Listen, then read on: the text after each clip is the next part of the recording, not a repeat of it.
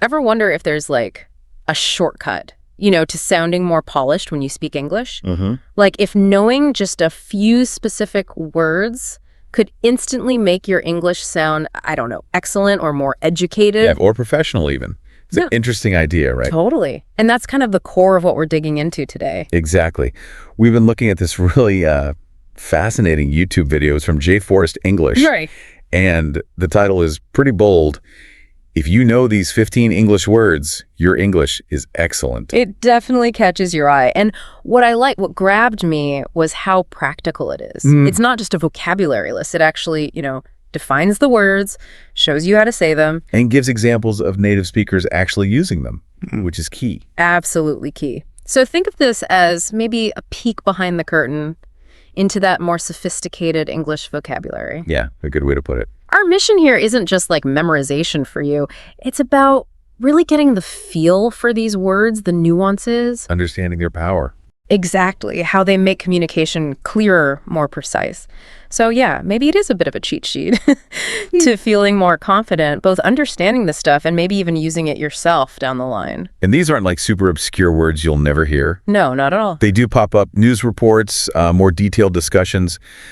Knowing them really can unlock another level of understanding. Knock it to it. The 15 words we're going to explore today are grim, baffle, demeanor, camaraderie, we'll get to that. Right. Then intimidating, prevalent, blatant, resolute, hinder, obstacle, circumvent, exacerbate, nuance, disdain. And finally, pivotal. Quite a list. It is. Let's dive in. First up, grim. Grim. Okay, so the video defines it as an adjective, meaning extremely bad, worrying, or without hope. Grim. Simple pronunciation, just grim. Wow. Yeah. And the examples were pretty clear. The news about the economic downturn was grim. Right. Or his expression turned grim when he heard the bad news. Yeah. And the weather forecast this weekend looks grim. You definitely get that negative vibe. You really do. And the real world clips, they just hammer home that feeling of, bleakness. Yeah. One speaker talks about wanting a totally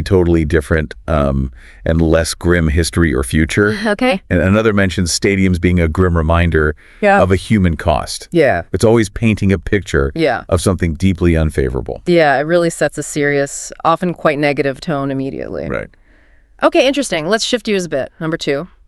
Baffle. Baffle. Okay, this one's a verb, right, meaning to result in total confusion. Baffle. Got it. Pronunciation.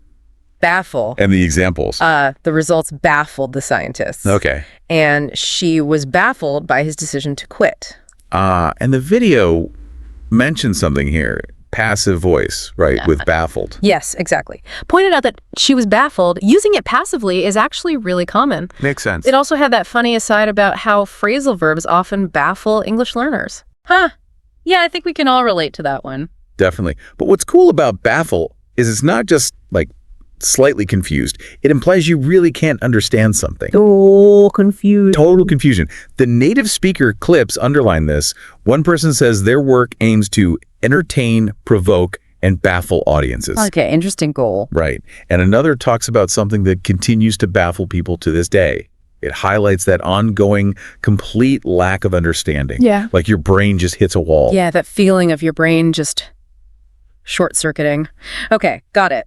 Our third word is demeanor. Demeanor. This one's a noun. Okay. Defined as one's way of looking and behaving. Pronunciation.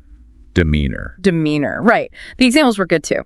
Having a patient demeanor is an important quality for teachers. Despite his serious demeanor at work, he has a great sense of humor. Ah, the contrast. Yeah. And the manager's friendly demeanor made the new employee feel welcome. So it's all about how you come across outwardly. Exactly. Not just your words, but your whole bearing. How you carry yourself. Right. And the real world examples really show how demeanor affects people. We heard about someone with a folksy charm and grandfatherly demeanor. Nice. And someone else with a Queen's tough guy demeanor. Wow. Quite different. Very different. It shows how that outward presentation shapes perception, influences reactions. Yeah. And the video also noted how a leader's demeanor can impact the whole team's morale, which makes total sense. It really does. It's interesting how words like demeanor and maybe disdain later on focus on those social interactions, those perceptions. It's a great point. It suggests that part of sounding, educated or professional involves understanding those social dynamics as reflected in language. Yeah, understanding the nuances of interaction. Okay, your demeanor really sets the tone. Good one. Next up, number 4, camaraderie. Or camaraderie. Camaraderie or camaraderie, yes. A noun meaning mutual trust and friendship among people who spend a lot of time together. And pronunciation-wise, the video notes both are okay, but camaraderie, stress on the rad, is probably more common, especially in American English. Camaraderie, got it. Examples. The camaraderie among the team was evident. They enjoyed the camaraderie of working together, and the trip was filled with laughter and camaraderie. Yeah. It really captures that, team spirit, that bond. That feeling of connection. What's interesting is that in the real-world clips, you actually hear both pronunciations. Oh, really? Yeah. One speaker clearly says camaraderie when talking about work colleagues. Another uses camaraderie stress on the ma. Huh. So both are out there. Both are definitely out there and understood. But the core idea is that strong sense of fellowship, that shared experience, mutual support. It's that bond you get when you're all in the trenches together on something. Makes sense. Word number 5, intimidating. Intimidating. An adjective. Meaning Making you feel frightened or nervous. Yeah. Pronunciation. Intimidating. intimidating. Okay. Examples from the video were speaking with native speakers can be intimidating. Oh, yeah. Definitely felt that one. Me too. Her intimidating demeanor made everyone uneasy. Hey, connects back to demeanor. Nice connection. Yes. And moving to a new city alone is intimidating. These all paint that picture of feeling a bit overwhelmed, maybe a little scared. For sure. And the native speaker clips really emphasize that feeling of unease. Someone says working with a legend like Daniel is intimidating. Yeah, I can imagine. And another note, someone can be quite intimidating for many people. It's that feeling of facing something or someone that feels bigger or more powerful than you. Yeah, like walking into a big, important meeting, maybe. That slight feeling of pressure, discomfort. Okay. Number 6 is prevalent. Prevalent. Adjective. Meaning very common, happening often, or widespread. Pronunciation. Prevalent. Prevalent. Okay. Examples. The flu is prevalent during the winter months. Common knowledge. Smartphones have become prevalent in today's society. Understand. Right. And droughts are prevalent in this area. So it's about something being widespread, almost the norm in a place or time. Exactly. Commonality. The native speaker examples play on this. One person notes something is there, but it's not as prevalent as you think, meaning it's less common than people assume. Okay. And another talks about more prevalent theories, meaning the most widely accepted explanations. So prevalent is all about how common or widespread something is. Got it. Moving on to number 7. Blatant. Blatant. Another adjective. And this one's interesting. Used when someone does something bad. Intentionally. Openly. For everyone to see. That's the key. Pronunciation. Blatant. Blatant. Right. And the examples are pretty direct. His blatant disregard for the rules got him in trouble. Yep. It's blatant that you're trying to cheat on the exam. Ouch. Yeah, not subtle. Not subtle at all. And the company was fined for blatant violations of safety regulations. The video made a good point here. Blatant is almost always negative. Absolutely. It carries that strong sense of being obvious, but also shameless about doing wrong. Shameless, yeah. The real-world clips included things like blatant disobeying the law and blatant conflict of interest. It's not just wrongdoing. It's doing it so openly you can't miss it. No attempt to hide it. It's like they're daring you to call them out on it. Okay, word number 8, resolute. Resolute. Adjective again, meaning determined in character, action, or ideas. Pronunciation. Resolute. Resolute. And the video notes, quite rightly, it's generally seen as a positive quality. Yeah, you want to be resolute usually. Yeah. Examples. She remained resolute in her decision to pursue a new career despite the challenges. Good for her. He was resolute in his goals. And her resolute attitude inspired her team to keep going. It really gives that feeling of strong determination, not easily giving up. Absolutely. Unwavering. The real-world examples hit this hard. We're resolute, we're determined, and someone described it as the resolute figure who proves that character is destiny. Big stuff. Wow. Yeah. It's about sticking to your guns, isn't it? Even when it's tough. Exactly. Firm conviction. A quality to admire. Okay, number 9. Hinder. Hinder. This is a verb. Meaning to limit one's ability or the development of something. Pronunciation. Hinder. Hinder. So to slow down or block progress. Yeah. Examples? His knee injury hindered his training schedule. Makes sense. Poor weather conditions can hinder outdoor activities. And the lack of proper equipment will hinder our project. It suggests something getting in the way, making things harder. Definitely. The real-world examples were interesting, too. One mentioned working without letting the P hinder us, implying actively overcoming whatever P was. Right, pushing past it. Another question, if something could promote or hinder growth, showing it as the opposite of helping. Okay. And a third note is something can really hinder your ability to be an inspirational leader. So yeah, it's all about obstructing progress. It's like putting up a roadblock, basically. Which leads us perfectly to word number 10, obstacle. Obstacle, exactly. A noun defined as something that blocks one's way or prevents or hinders progress. Pronunciation. Obstacle. And the video, yeah, it explicitly links it back to hinder. Hinder is the action of slowing down. Obstacle is the thing causing it. Gotcha. Examples. The biggest obstacle to their success was a lack of funding. Common one. How can we overcome these obstacles? And traffic is a major obstacle during my morning commute. Yep, definitely felt that too. These are the things in your path. The things you have to get past. The real-world clips reinforce that. One speaker says, if there's an obstacle in the way, you find a way to clear it. Proactive. And another wonders if someone could be a possible obstacle. So it's all about those challenges you need to navigate. Those things that make you sigh and think, oh, great, this again. Okay, number 11, circumvent. Circumvent. Yeah. A verb meaning to find a way around an obstacle. Pronunciation. Circumvent. Circumvent. But the video adds a crucial layer. Often it's done in a clever way. Maybe even a slightly illicit or rule-bending way. Ah, okay. So not just overcoming the obstacle, but finding a sneaky way around it. Kind of. While obstacle is the block and hinder is what it does, circumvent is your clever, maybe slightly questionable maneuver to get past it. Okay, the examples must show this. They really do. How did you circumvent getting a visa? That implies maybe finding a loophole, right? Definitely hints at it. The hacker circumvented the security system. Clearly not above board. No. And they try to circumvent the rules.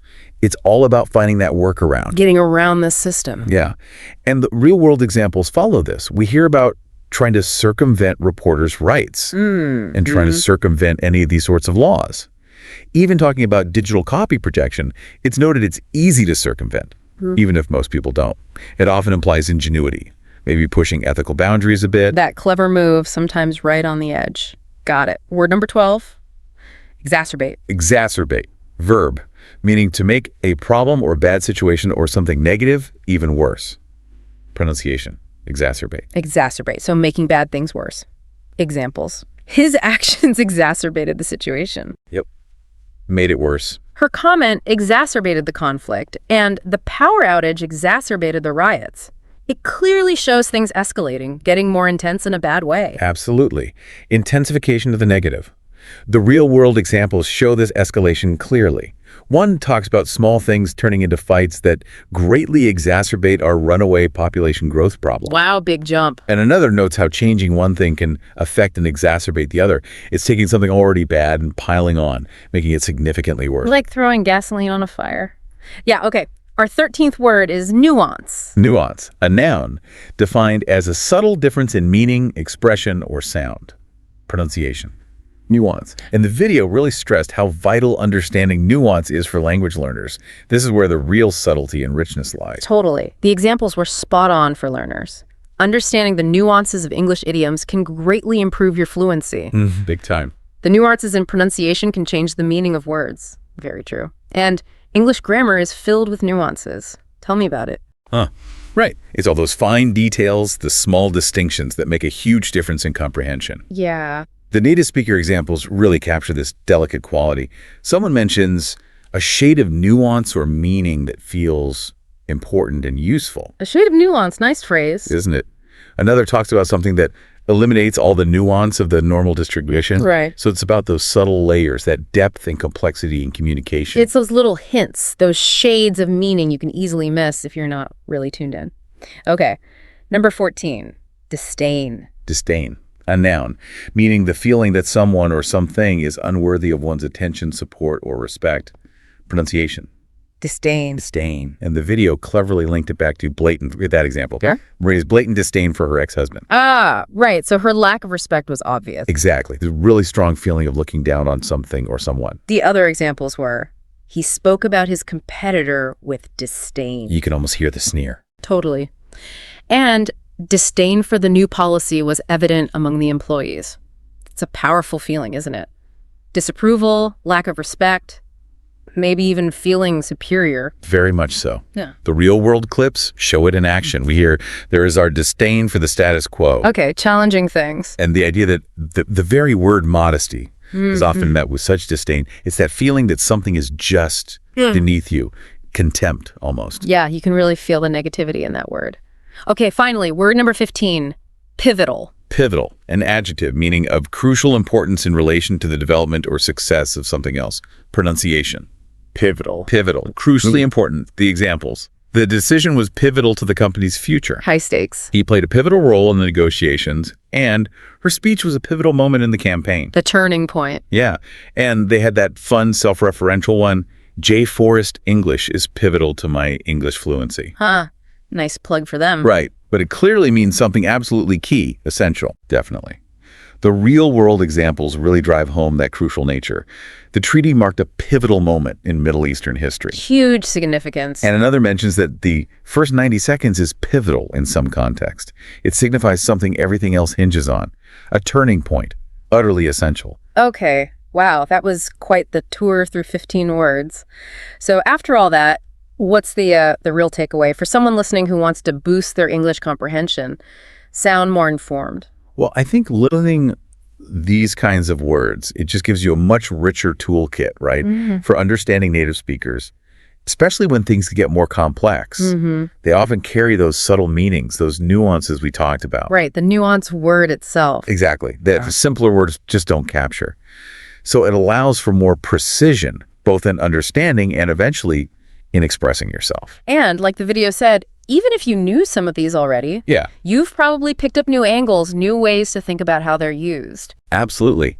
It reinforces that learning a language isn't, a destination. It's a journey. It really is a continuous process of discovery, not about knowing every single word, but always expanding. Always expanding. Yeah. And that actually brings us to a good thought for you, the listener, kind of echoing the video's ending. Yeah. Which of these words really jumped out at you? Which one resonated and maybe why? Oh, interesting question. Yeah, just think about how you might hear these words pop up in your own life, reading, listening, maybe even thinking about how you could carefully start using them. It really makes you appreciate that word nuance again, doesn't it? Understanding those subtle differences is just, well, it's pivotal. Ah, nicely done. It absolutely is pivotal for getting to that deeper level of communication. Well, thanks for joining us on this deep dive into these really quite useful words. Yeah, thanks everyone. And we'd really encourage you, keep your ears open for these words now when you're reading, listening, watching stuff in English. Actively notice them. Exactly. Seeing how they're used out there in the wild. That's what really cements your understanding, right? Builds that confidence. Totally. It goes beyond just the definition. Context is everything. For sure. So this exploration, it's just one step. We're always looking for new ways to understand language more deeply. And we look forward to the next deep dive with you. Welcome to the Deep Dive. Today we're tackling something that catches a lot of English learners out, those adjective pairs that look or sound similar but mean quite different things. Yeah, they can be real stumbling blocks. We're using a great YouTube video from J. Forrest English as our base today. Yeah. It covers 21 of these tricky pairs. So think of this as a focused session to clear up that confusion, get those nuances sorted, and help you speak with a bit more confidence. Exactly. If you've ever hesitated between, say, envious and jealous, or maybe childish and childlike, well, this is for you. Our aim is to unpack them and hopefully give you a few of those aha moments. Okay, let's jump right in then. First pair up. Envious versus jealous, a real classic. The video starts with a little quiz scenario. Sarah was of her coworker's promotion. And of the coworker spending more time with their boss. What's the gut feeling there? Well, for the promotion, envious seems to fit, right? She wants what the coworker has. Yeah, I think so. Wanting the thing itself. And then for the time with the boss, that feels more like jealous. It's more about a relationship dynamic, potentially losing out on something you value, like that connection or attention. Okay, so envious is wanting what someone else has, the promotion, the fancy car, the skill. Right. Like the video example, Anna being envious of her friend's vacation, she wants that experience too. Or, maybe you're envious of someone's great public speaking skills. Got it. And jealous is more about the fear of losing something you have or feel you should have, often in a relationship context. Precisely. That fear of being replaced or losing affection or status. Sarah might feel her relationship with the boss is threatened. That makes sense. Like the examples of feeling jealous if your partner talks to an ex, or if your best friend makes a new close friend, you worry about your own place. Exactly that fear. And the video gives another quick test. Mark felt of his brother's new car. Okay, that's got to be envious. He wants the car. And of all the time he spends repairing it with their father. Ah, so that's jealous. He's not envious of fixing a car, probably, but he's jealous of that shared time, that bonding experience with their dad. You've got it. It's about the focus wanting the object versus fearing the loss of connection or time. Okay, clear. Let's move to the next pair, where the feeling, the sort of connotation, is key. Childish versus childlike. Right. The scenario here is Emma has a sense of wonder, but can act when she doesn't get her way. Sense of wonder sounds positive, so childlike, acting out when she doesn't get her way. That sounds negative, immature, so childish. Exactly. It's all about that positive versus negative spin, even though both relate to children. Childlike usually points to the good stuff, innocence, enthusiasm, wonder. Like having a childlike curiosity about the world, which is generally seen as a good thing. Or that pure childlike amazement. Whereas childish implies the less desirable traits, immaturity, throwing tantrums, being petty, refusing to cooperate. It's behavior we expect kids to grow out of. Right. An adult sulking because they lost a game that's childish. Definitely. And the video has another one. The artist's work had a simplicity, but his refusal to accept criticism was rather upsetting. Okay, simplicity in art could be good, refreshing. So childlike simplicity. Makes sense. But refusing criticism? That's stubborn, immature, childish refusal. Perfect. The connotation guides you. All right, next up, anticipating things. Anxious versus eager. Ah, yes. The quiz. Olivia was to start her new job, but felt about making a good first impression. Well, starting a new job, you'd hope she's looking forward to it. Excited even. So eager. That feels right. Positive anticipation, excitement, enthusiasm. But worried about the first impression. That's nervousness, maybe fear of not doing well. That sounds anxious. Exactly. Anxious carries that weight of worry, unease, negative anticipation about what might go wrong. Yeah, it's that knot in your stomach feeling. New job, big presentation, exam results, common triggers for anxiety. Whereas eager is that forward-leaning positive feeling, eager to share good news, eager for a vacation to start. Okay, let's try the second quiz for this pair. The team was to launch the product. They'd likely be eager, right? Excited to get it out there after all their work. Yeah, positive anticipation. Yeah. But the investors were about potential risks. Ah, the investors. They might be more worried about the downside, the financial risks. Oh. So anxious. Makes sense. Different perspectives, different feelings of anticipation. Okay, shifting gears to age. Elder versus older. Right. Both relate to age, obviously, but the usage is a bit specific. Elder is mostly for people, especially comparing family members by birth order. Like my elder sister. But the video pointed out something interesting. Yeah, that even though elder sister is correct, most native speakers, certainly in everyday chat, would just say older sister. Elder can sound a bit formal, maybe even slightly dated. So older is more common and versatile. Definitely. Older is the general term. You can use it for people, family or not, and for objects, concepts. An older house, an older tradition. My dog is older than my cat. But there's that exception, elders. Ah, yes. The elders referring to older people in a community or family, usually with a sense of respect for their experience and wisdom. That's a specific use. So you listen to your elders, but you talk about your older brother, generally speaking. Pretty much, yeah. Okay, quiz time. She is the of the two sisters. Technically, elder fits the family comparison rule, but her husband is much further than her. And there, it's just a general age comparison, so older is the natural choice. Got it. Though I'd probably just say older sister in the first part anyway, like you mentioned. Me too, most likely. Okay, how about results? Effective versus efficient. Ooh, important one. The scenario. The new marketing strategy was very heaviest at increasing sales. Well, if sales increased, it worked. It achieved the goal. So effective. Right. But it wasn't very Because it took too much time and money. Ah, the downside. It worked, but it wasted resources, so it wasn't efficient. So effective doesn't work. Efficient does work without wasting stuff. Exactly. Effective is about the outcome. Efficient is about the process, the resources used to get that outcome. Ideally, you want both. Like an effective study method gets you the grades, but an efficient one gets you the grades without pulling all-nighters or spending a fortune on tutors. Precisely. Okay, second test.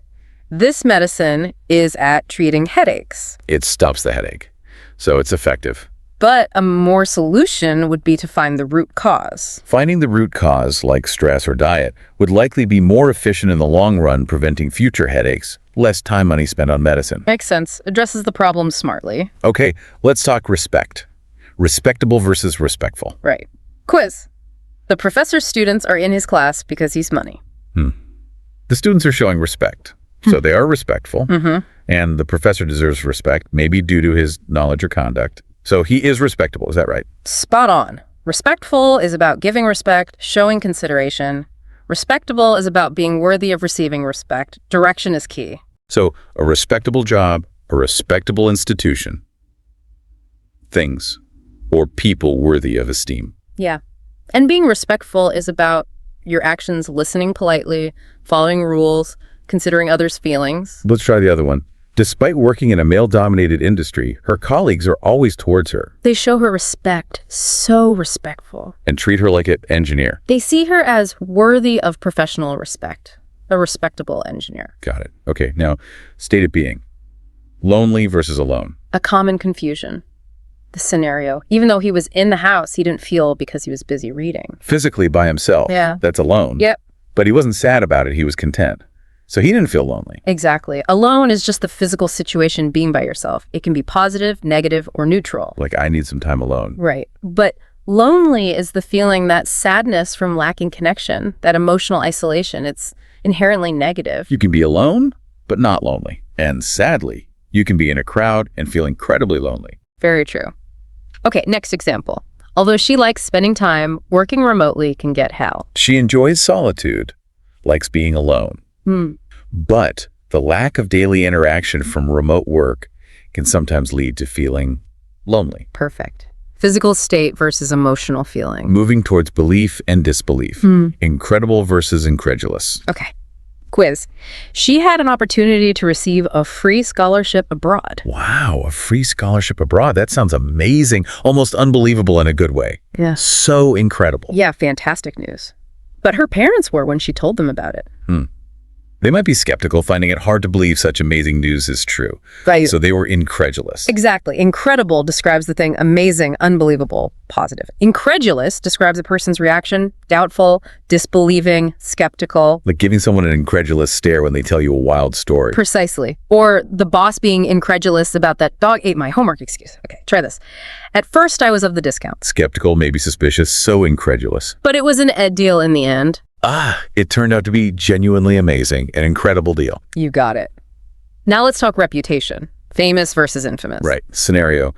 The director is for his blockbuster films. Blockbusters usually mean positive or neutral widespread recognition. So, famous. But his former partner became after a scandal on set. Scandal means known for something bad. So, infamous. So both mean well-known. But famous is generally good neutral, infamous is bad. Exactly. Infamous means notorious, known for something negative, like a crime or terrible deed. And the video notes the pronunciation infamous, stress on the first syllable. Good tip. So a city could be famous for its food, but infamous for its traffic. Perfect example. Okay, quiz. Martha Stewart, once celebrated as a famous homemaker, later became for her involvement in insider trading. Well, the insider trading was a crime, a negative thing she became known for, so infamous for that specific reason. Correct. Though, arguably, she remained famous for her homemaking brand, too. Shows how complex reputations can be. True. Okay, homophones alert. Complimentary with an A versus complimentary with an E. Yes, the spelling difference is crucial here. Quiz. The hotel offered us a meal. A free meal. That's complimentary with an A. Right, free of charge. Or it could mean giving praise, like a complimentary remark.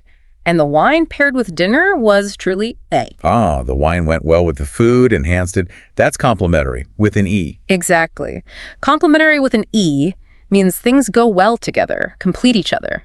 like complementary skills on a team or complementary colors. And they sound the same when you say them. Yep. Pronunciation is identical. It's purely a spelling meaning difference. Okay, try this.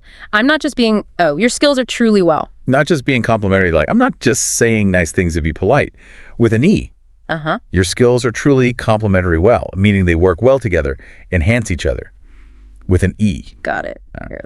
Nearly there. Continual versus continuous. This one feels subtle, the scenario.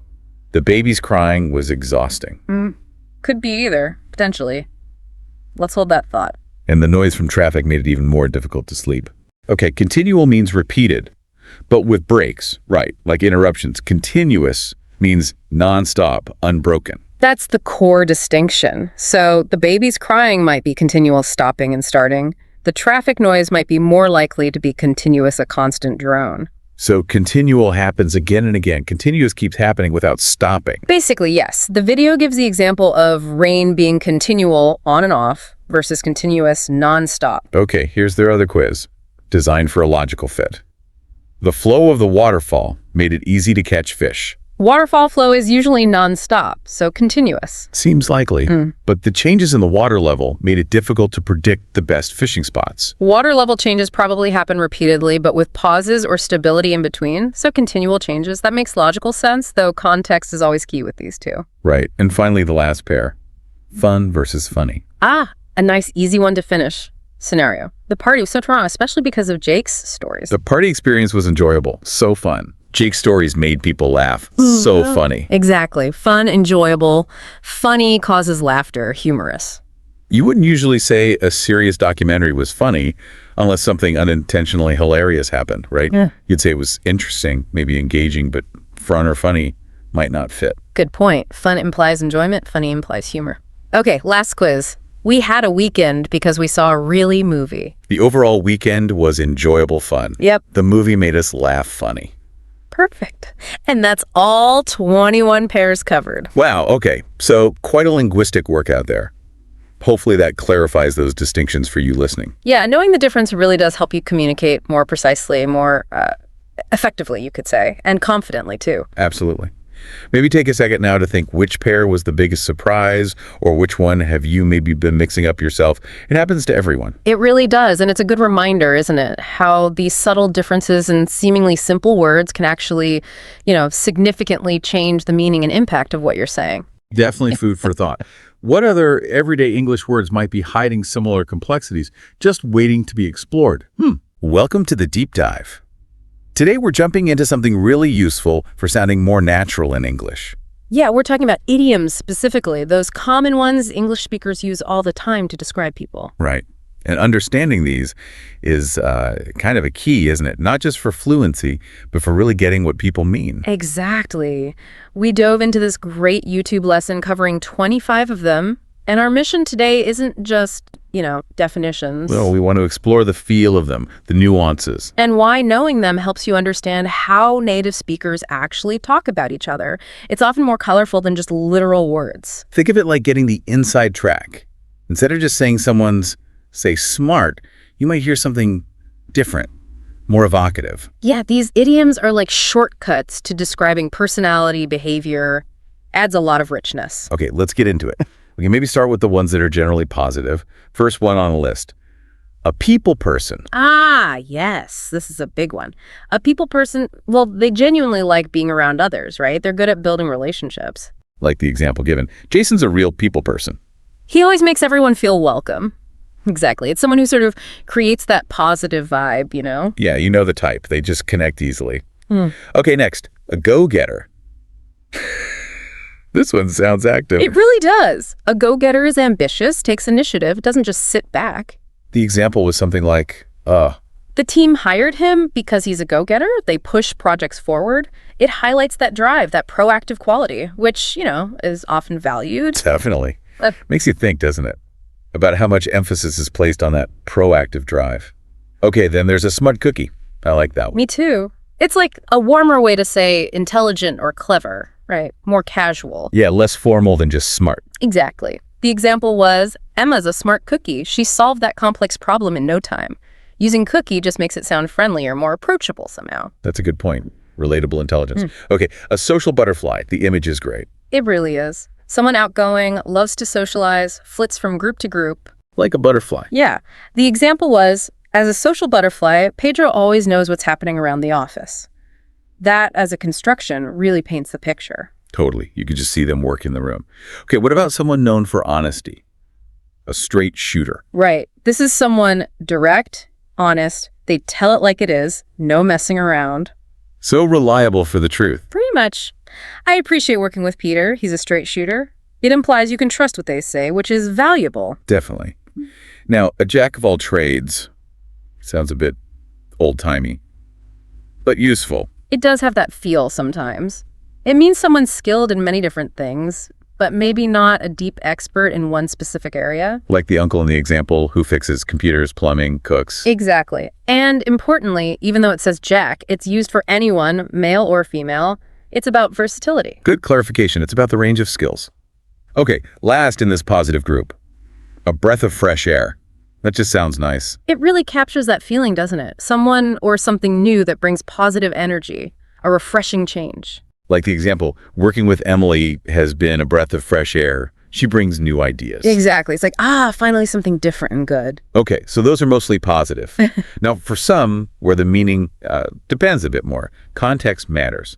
First one, a big shot. Yeah, this one's tricky. It means someone important, influential, powerful in their field. But the feeling can change. Totally. Saying, don't worry, he's a big shot, might just be stating a fact, maybe even implying respect. But saying, Evelyn's been acting like a big shot since her promotion. Well, that sounds negative, right? Like she's arrogant now. Okay. Tone and context are everything. Got it. Next, a dark horse. Sounds mysterious. It does. A dark horse is someone nobody knows much about, but who might surprisingly succeed, often used in competitions. Like the example. He was a dark horse in the competition, but won first place. The underdog who triumphs. Exactly. That element of surprise is key. Makes sense. Then, a lone wolf. We probably all know someone like this. Yeah, someone who prefers working alone, avoids group stuff.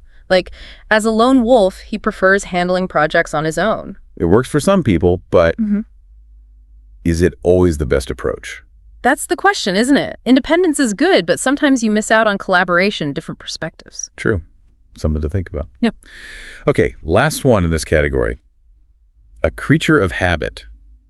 I might be one of these. A lot of us are, probably. It just means someone who likes routines, doing things the same way. And it can be neutral or slightly negative. Yeah.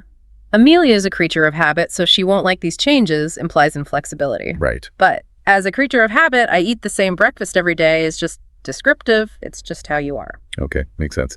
Right. Now, for the ones that usually lean, negative, starting with a couch potato.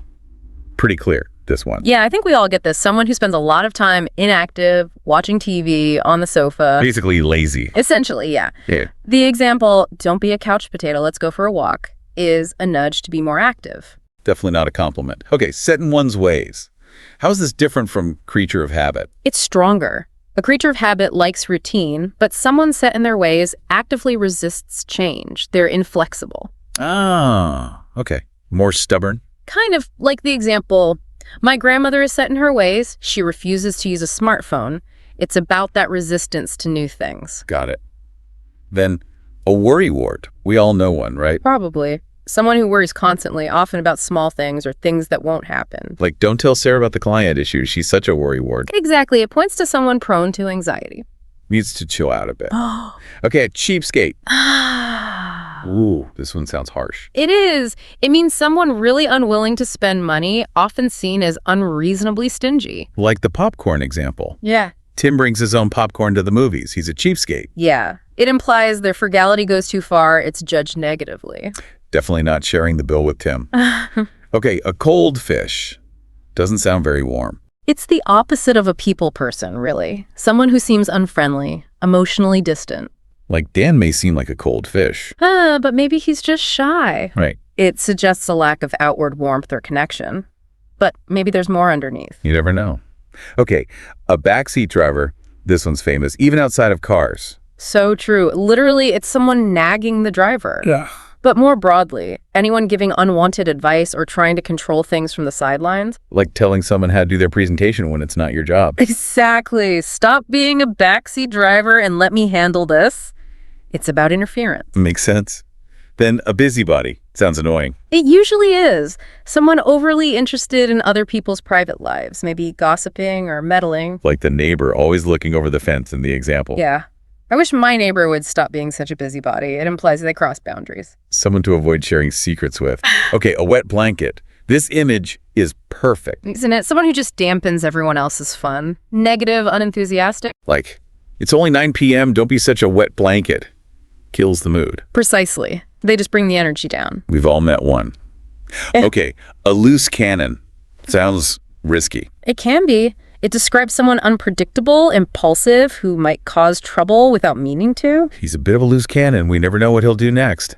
Suggests a lack of control, maybe? Yeah, or just unpredictability that can lead to problems. Not ideal for delicate tasks, I guess. Speaking of delicate being. A bull in a china shop. I think this might be me sometimes. A lot of us feel that way. It means clumsy, careless, especially where finesse is needed. Yeah. China means porcelain, fragile stuff. So likely to break things, metaphorically or literally. Like, don't ask Sarah to help move. She's like a bull in a china shop. Exactly. It's a very vivid way to describe clumsiness or lack of care in sensitive situations. Very relatable. Okay, a know-it-all. Ugh. Dealing with one of these is draining. Tell me about it. Someone who acts like they know everything and won't listen to anyone else? Dismissive of other ideas. Right. Don't act like a know-it-all. Listen to others. It points to arrogance, being closed-minded. Not great for teamwork. Okay, a stickler. What's this about? A stickler insists on following rules very strictly, often inflexible about procedures. You often hear a stickler for the rules, right? Yeah, do, but often it's shortened, like in the example. Greg is such a stickler, he won't even let us leave 5 minutes early. Ah, the rule enforcer. Got it. Almost there. The class clown takes you back to school. It really does. Usually a kid who's always joking, trying to be funny, sometimes disruptive. Like the example, my son was a class clown, but now he's a big shot. Yeah, it often has that nostalgic feel when used about adults looking back. Funny how things turn out. Okay, last one. A tough nut to crack. Sounds challenging. It is. It can describe a person who's hard to understand or get close to. Like, Tim is a tough nut to crack, hard to get him to open up. Exactly. Or it can describe a difficult problem. This issue is a tough nut to crack. It implies difficulty, needing persistence. So, applies to people or problems needing extra effort. Okay, that was quite the tour through 25 idioms. It really was, and you can see how understanding these adds so much depth to comprehending English, right? It's not just words, it's the feelings, the judgments behind them. Totally. And actually using some of these, appropriately can make your own English sound much more fluent, more natural. Definitely a shortcut to sounding more like a native speaker sometimes. So a final thought maybe for you listening. Think about these idioms. Which ones describe people you know, maybe even yourself? Yeah, and consider how using these kinds of descriptions, these metaphors, shapes how we actually see and understand each other. It's pretty fascinating when you think about language that way.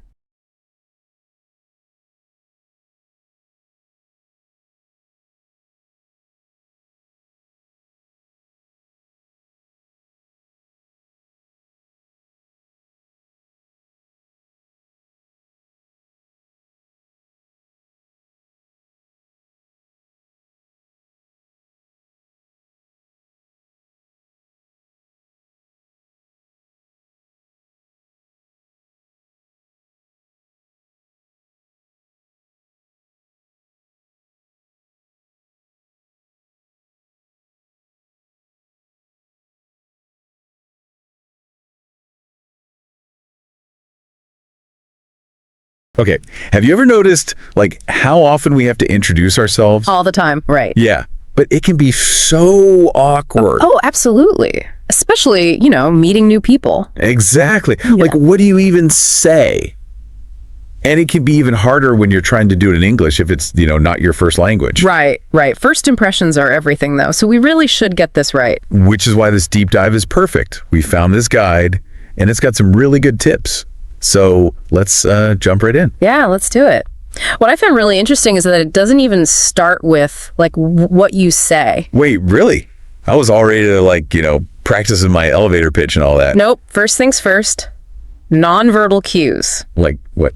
Body language and stuff? Exactly. Smiling and eye contact. The source is really big on those. I guess that makes sense. Yeah. A smile can make you seem more approachable. It's more than that, though. It's like, you know when you meet someone and their smile just kind of lights up the room? Oh, yeah, I know what you mean. It's that kind of energy. This guide talks about the Duchenne smile, which is a specific type of smile that uses the muscles around your eyes. So it's not just a fake smile, it's got to be genuine. Exactly. And there's research showing that a Duchenne smile makes you seem more trustworthy, you know? Oh, wow. So like in a job interview, a good smile could be a huge advantage. Oh, totally. Okay, so you've got the smile down, good eye contact. Now we can talk about the actual words. Finally. Lay it on me. Start with the basics. Your name, where you're from, what you do. But then... There's a but then. Okay, I'm intrigued. The guide suggests adding one interesting fact about yourself. Ooh, I like that. That's how you stand out, right? Yeah, it's all about making yourself memorable. But what kind of interesting fact? Like, I feel like this could go wrong easily. It definitely could. The key is authenticity. It's got to be something genuinely you, not just something you think sounds impressive. So like, I like to read is probably not going to cut it. Unless you're reading like ancient scrolls in their original language, probably not. Think about hobbies, passions. Maybe a funny story that's short and sweet. So it's like a little sneak peek into your personality. Okay, I'm getting this. So we've got the smile, the basics, the interesting fact. What's next? Now, this might seem a little counterintuitive, Whoa. but the guide is big on politeness, like, it's nice to meet you, or how are you today, kind of stuff. Okay, but how is that going to make me seem confident? It seems so basic. It's subtle. Think about it. If you're nervous, you might rush through the intro, right? Sound a little abrupt. Yeah, that's totally me. But taking a moment to be polite, it shows you're comfortable, respectful. Yeah. So it's like, even though the words themselves are simple, they're sending a message about how I'm feeling. Exactly. You're present in the moment, not just trying to get the intro over with. Okay, I can see that. I never thought about it that way before. It can make a big difference, especially if you're meeting someone for the first time. Now, the next part is where things get really interesting. This is where we tailor the introduction based on the context. Context, Yeah. like who I'm talking to and why. Exactly. The guide talks about focusing on either your goals or your interests. Okay, so goals.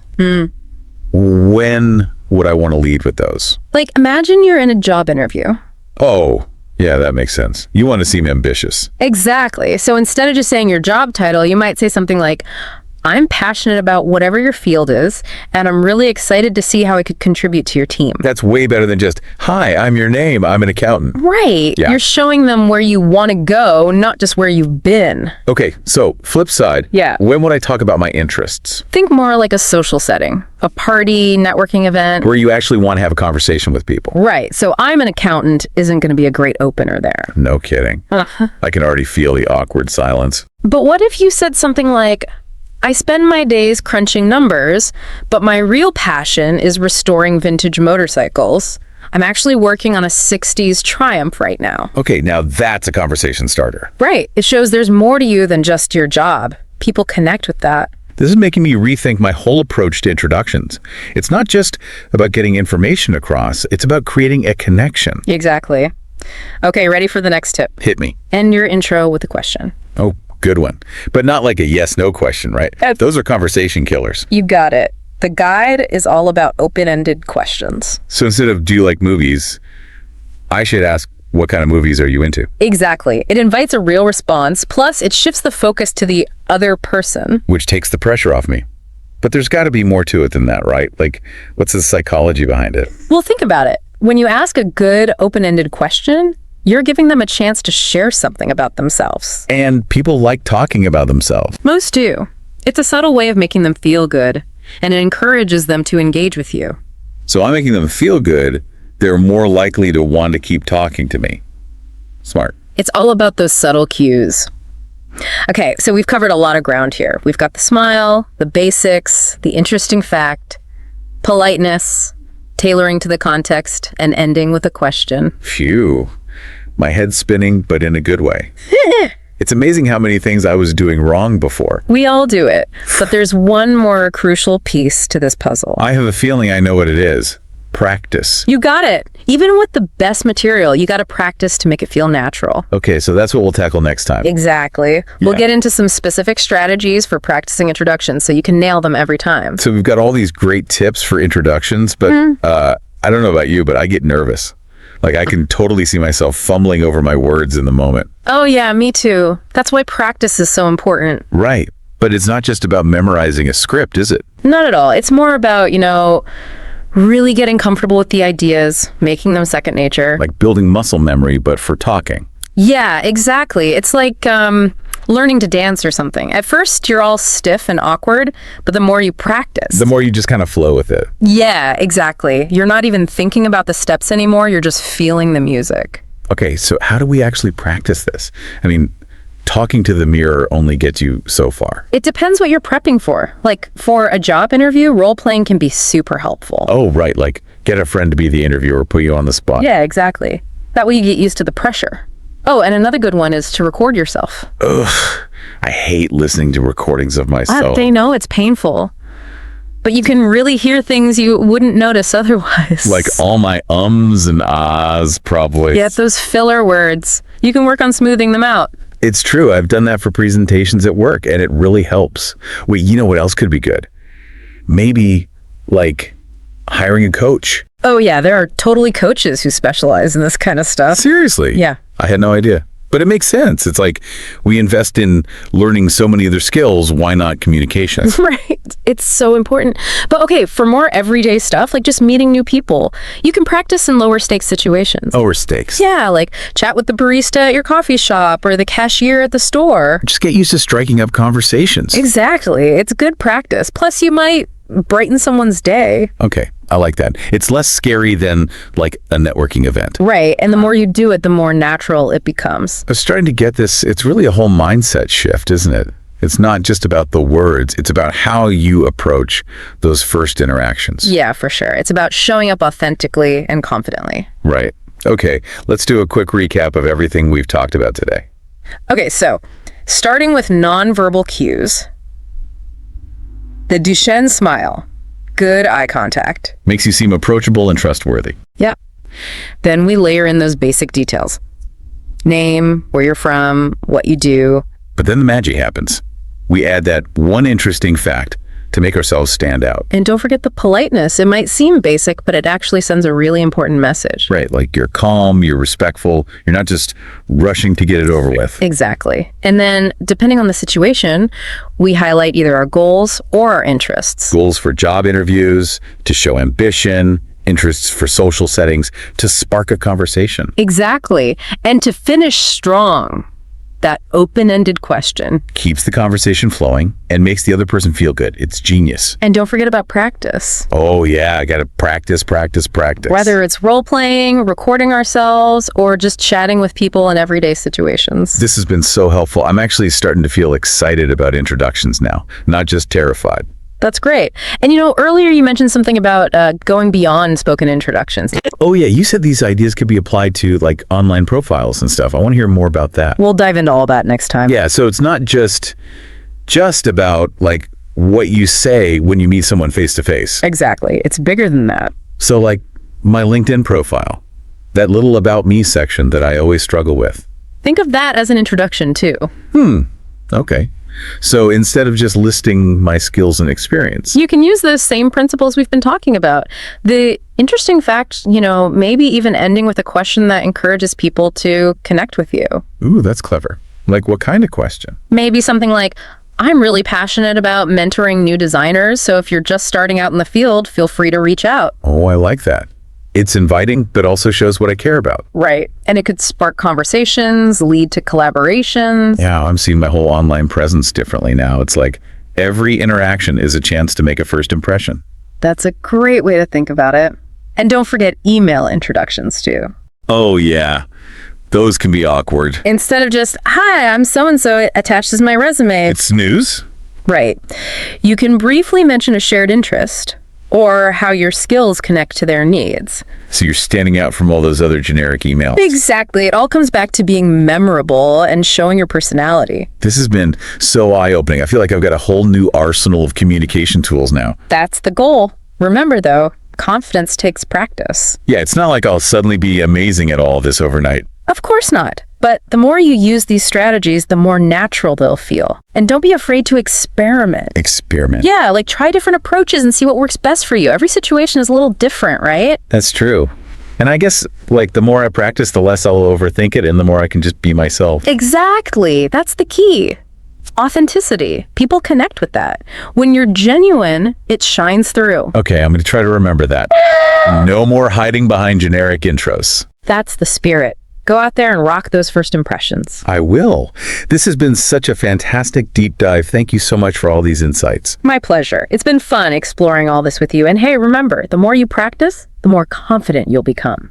And that confidence will spread. Oh, I like that. So by being more confident in ourselves, we might actually help other people feel more confident too. Exactly. It's like a ripple effect. So go out there, make those connections, and watch the confidence grow. All right. So are you ready to like really level up those conversation skills? Today, we're going to dive deep into how to start conversations. You know, the kind that don't just fizzle out after, just a couple of awkward exchanges. Right. And so get our source today. It's like, it gives you like 25 questions. Oh, wow. Yeah. But these aren't your typical small talk questions. Okay. They're like designed to help you really connect with people like on a deeper level. Okay. So not just like, how's the weather? Exactly. Like, whether you're at, networking event or a party or even just, chatting with someone new at the coffee shop. I really like how our source today breaks these questions down into 5 categories. Oh, yeah. It's like having a roadmap, for all these different conversational situations. I like that, a roadmap. Yeah. So you've got like your general questions, those are perfect for the initial icebreakers. Uh-huh. And then there are ones specifically for social settings, travel, and hobbies, work or school, and even like fun personal preferences. Okay, I totally get the whole like categorization thing. Right. But like, how does asking someone about their favorite hobby actually lead to a deeper connection? Yeah. I mean, sometimes I feel like I'm just going through the motions with these kinds of questions. Oh, I totally hear you. Yeah. But think about it this way. Instead of like asking a closed-ended question like, do you have any hobbies? Right. Which, you'll probably just get a yes or no. Yeah.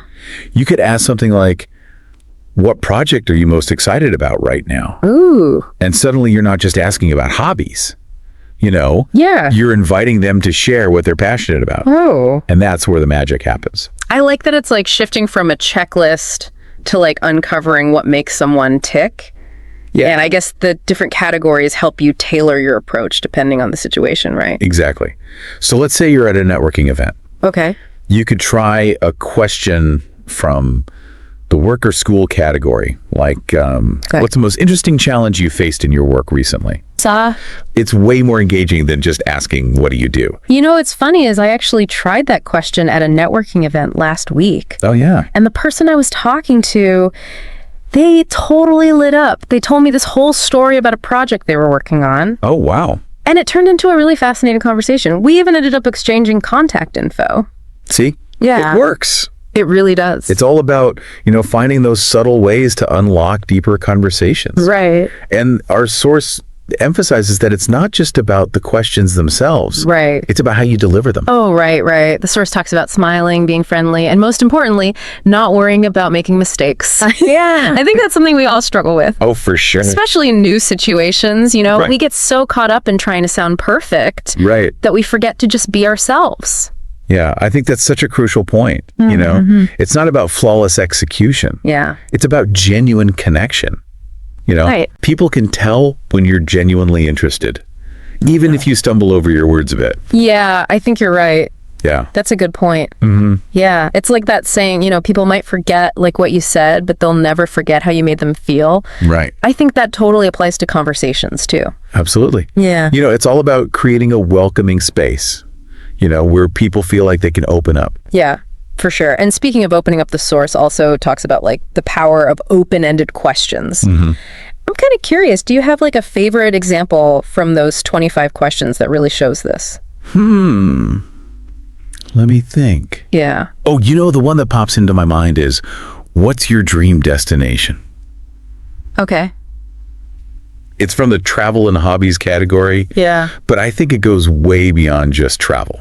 It gets at people's like hopes and dreams, their sense of adventure. I see what you mean. It can spark a conversation about what truly excites them. Oh, I see what you mean. It's not just about where they want to go on vacation. It's like a window into their inner world. Exactly. And you could like adapt that to other areas too, right? Oh, yeah. Like, what's a skill you'd love to learn someday? Exactly. It invites them to share something they might not normally talk about. Yeah, I feel like I get stuck asking the same old questions sometimes. Oh, yeah. Like, how was your weekend? Or what are you working on? It's like I'm on autopilot. Yeah. And the conversation never goes anywhere interesting. Yeah, I think we've all been there. Yeah. It's easy to fall back on those default questions, especially when you're feeling nervous. Right. But what I love about this source is that it gives you a way to break out of that rut. Yeah. To think more carefully about your questions and what you really want to learn about the other person. So true. It's not about like memorizing a script or something. It's about having a strategy. Exactly. Oh, and the source also mentions active listening. Yes. What does that mean to you, like when you're starting conversations? Well, for me, active listening is about being present. Okay. It's not just hearing their words, but truly absorbing what they're saying, paying attention to their body language, and responding in a way that shows you're engaged. So it's not just about asking the right questions. Right. It's about making the other person feel heard. Exactly. You're creating a space where they feel understood. Okay, so it's like building a bridge of understanding. Yes, I like that. Each question is like a stepping stone. Yeah. And active listening is what holds it all together. I love that analogy. And it reminds us that conversation is a two-way street. Right. It's about giving and receiving, asking and listening. Exactly. And when both people are present and engaged, that's when you get those like real moments of connection. Those aha moments. Yes. You don't get those from small talk. Okay, so I'm sold. These 25 questions are way more powerful than I thought. I know, right? But I gotta ask. Yeah. Do you think there are times when a simple, direct question is better than an open-ended one? That's a great question. Yeah. And you're right. There are times when a direct question is more appropriate. Okay. Like if you need a specific piece of information or you're trying to clarify something. Yeah. But generally speaking, when you're trying to build rapport, Right. open-ended questions are the way to go. Makes sense. You got to use the right tool for the job. Exactly. And sometimes it's about being playful with your questions too. Oh, yeah. Don't be afraid to add a little humor, The source has this question in the fun category that always cracks me up. Oh, yeah? It's, what's the most embarrassing song you secretly love? Oh, that's a good one. I know, right? It's guaranteed to get people laughing.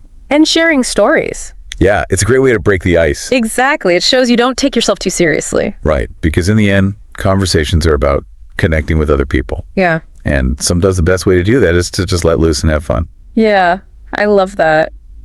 I feel like we've covered so much in this deep dive. I know, right? Like my whole view on how to start conversations has like totally shifted. It's pretty cool how something so simple, like asking the right questions, can make such a big difference in how we connect with people. Totally. So as we wrap up here, what are like the main takeaways you'd want our listeners to remember? Well, first of all, those categories. Yeah. Remember those having like a mental toolkit of questions for all those different situations? Yeah. That can really help you feel more confident.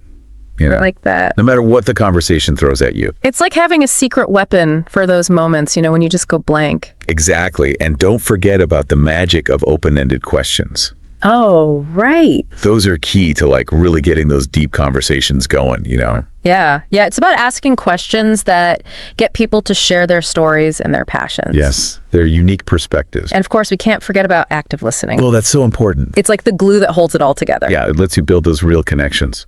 It's amazing how much we can learn about someone when we really listen to what they have to say. I know, it's true. So before we go, I want to leave you with something to think about. Okay. Think about the last time you had a really great conversation. The kind that you just felt so engaged in. Yeah. What made it so memorable? Was it a certain question? Or the way the other person listened? Yeah. When we think back on our own experiences, we can learn even more about how to have amazing conversations. That's such a good point. We're always learning, We are. So go out there, experiment with these questions, and most importantly, have fun connecting with people. Happy conversing. All right, ready for this? Today we're diving deep into phrasal verbs. those those tricky little combinations of verbs and prepositions, the things that can make English sound so natural and will sometimes make us scratch our heads a bit. We've got some really interesting source material here, and trust me, it's going to help you master these little linguistic gems. What's interesting about phrasal verbs is that they're not just about, well, grammar. I think they really offer a glimpse into how a culture thinks and expresses itself, That's such an interesting way to put it. So it's not just about, sounding fluent. It's about like understanding the cultural meaning behind these phrases. This script highlights some really common ones, like find out. I mean, come on, who hasn't spent like hours going down those Wikipedia rabbit holes? I'm like totally on a mission to find out everything about, well, everything. Exactly. And that's, I think, where the nuance comes in, right? Find out, it implies a process, like a process of discovery. Often, I think, with an element of surprise. It's not just about getting information. It's more about uncovering something unexpected. Okay, so find out is like what the detective of the phrasal verb world. Yep. Okay. Now the script also mentions take off, which I think is really interesting because it has like a couple of different meanings. I mean, we all know, we've all seen planes take off, right? But the source material points out that it can also describe, like a career suddenly becoming successful. Yeah, and that's really where the cultural context, I think, comes in. Using takeoff to describe success, it kind of reflects, a society that values rapid growth and achievement. It's like we're kind of programmed to celebrate those moments of sudden upward trajectory. Yeah, I never thought about it that way. That's a really great point. It's like these phrasal verbs are like giving us these subtle little clues about cultural values. The script also talks about give up. Yeah. Which, let's face it, we've all felt that urge at some point. Right. Give up, it implies this kind of sense of finality, a decision to stop trying. But the interesting thing is, even though it's often seen as negative, there are times when giving up can actually be strategic. A way to kind of refocus your energy on something more worthwhile. That's an interesting way to look at it. So it's not always about like, blindly pushing forward. Sometimes it's about knowing when it's time to change course. This script really makes you think about like the deeper implications of these seemingly simple phrases. All right, let's move on to one that I think we probably use all the time, and that's look after. It seems, pretty straightforward, but are there any hidden depths to this phrasal verb? Well, look after, I think it implies more than just taking care of something. It suggests, a sense of responsibility, maybe even protectiveness. You wouldn't really say you're looking after like a coffee cup, but you would say you're looking after a child or, or a pet. It's about caring for something that's vulnerable and needs your attention. I see. So it's like look after adds this like extra layer of emotional connection, right? It's not just about like the task, it's about the relationship. Okay, now I'm curious about this one. This one, the script mentions, I think everyone can relate to, and that's look forward to. I mean, who doesn't love that feeling of anticipation for something good, right? Yeah. Something good on the horizon. Right. Look forward to. It just perfectly captures that feeling of positive expectation. It's about focusing on the future, with excitement and hope. And it's interesting how this phrasal verb, it kind of suggests this active engagement with time. We're not just passively waiting. We're actively anticipating it, letting it shape our present experience. Yeah, that's so true. It's like look forward to. It gives permission to, savor that anticipation, let that excitement build. Speaking of anticipation, I'm curious to hear more about this one. Put off.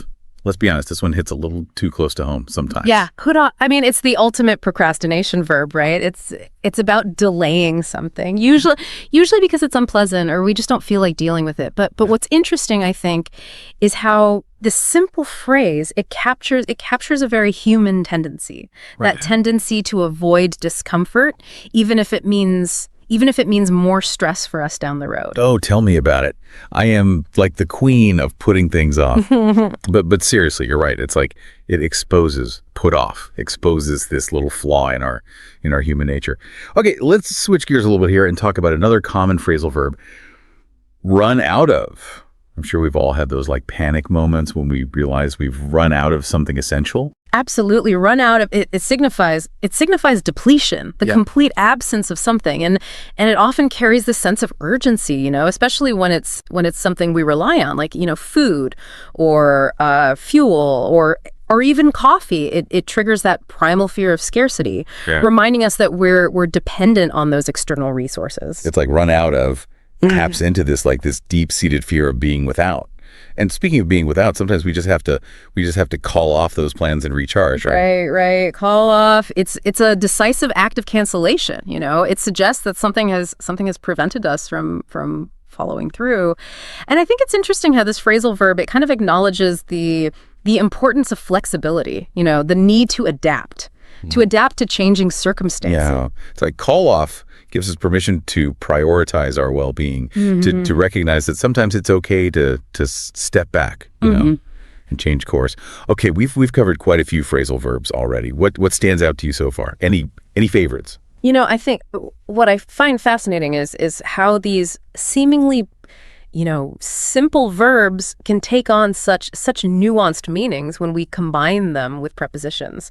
It's like they unlock this whole new level of expression, I think, in English. Totally. And the best part is we've got even more to unpack. We're just getting started, folks. Stay tuned for part 2 of our deep dive into the world of phrasal verbs, where we'll explore even more of these linguistic gems and discover how they can help us navigate the complexities of language and culture. And it's not even just about individual words. It's about how these phrasal verbs, like how they fit into our everyday conversations, reflect our social dynamics. Right. Like bring up. Our source material uses the example of like bringing up an idea in a meeting, right? But imagine you're in that meeting and you've got this brilliant idea you want to share. How do you just casually bring it up without sounding too forceful or too timid? Yeah. Bring up. It's all about like navigating that delicate balance. It suggests, introducing a topic thoughtfully, inviting others to kind of engage. It's not about dominating the discussion. It's more about opening up that space for collaboration, exchange of ideas. Yeah, it's like bring up is like the key to unlocking a good brainstorming session. Yeah. It sets the tone for, a collaborative and respectful dialogue. Yeah. Okay, so we've got bring up for introducing ideas. This script also mentions get along, which, let's be honest, is crucial for surviving in pretty much any social setting, right? Whether it's work or school or even just hanging out with friends. Right. Get along. It highlights the importance of social harmony, right? It's about finding common ground, even when there are differences of opinion. It's about respecting boundaries, being considerate of others' needs, and cultivating, that positive and supportive atmosphere. So it's not just about like avoiding conflict. It's about actually creating that positive and productive environment. Get along is like the glue, the social glue that holds everything together. Okay, so we've got bring up for introducing topics, get along for, creating that harmonious environment. But what about those times when things get tough? Yeah. And we need to power through. That's where carry on comes in, right? It's a phrasal verb. It really embodies that resilience, that determination. The source material even mentions how carry on, it took on a particularly, poignant meaning during times of war, hardship. It became this rallying cry, like a testament to the human spirit, the ability to endure and to overcome adversity. It's like carry on is like a verbal salute to the strength of the human spirit. Yeah. This script talks about how its meaning evolved over time, becoming this powerful symbol of perseverance. Yeah. It's not just about, continuing a task. It's about pushing through those challenges, with grit and grace. And sometimes carrying on means having to catch up, if we've fallen behind. Yeah. Like the script mentions, maybe you've missed a few classes or got sidetracked on a project. What's the nuance behind catch up? Yeah, catch up, it implies this conscious effort to make up for lost time or progress. It acknowledges that we may stumble, we may fall behind, but it also emphasizes, that importance of taking responsibility, putting in the extra work, to get back on track. So catch up is like a reminder that it's okay to make mistakes, to have those setbacks, as long as we're willing to learn from them and put in the effort to get back on course. Now let's talk about one that can be a bit of a chameleon, and that is workout. This source material points out that it has multiple meanings depending on the context. Yeah, workout. It's fascinating because, it really reflects our multifaceted nature, right? On the one hand, it refers to physical exercise, that act of pushing our bodies to their limits. But on the other hand, it can mean to solve a problem, or to find a solution, which involves exercising our minds, right? Ah. It's a testament to our capacity for both physical and mental exertion. It's like workout embodies this duality of human effort, right? That ability to strive for both physical and mental excellence.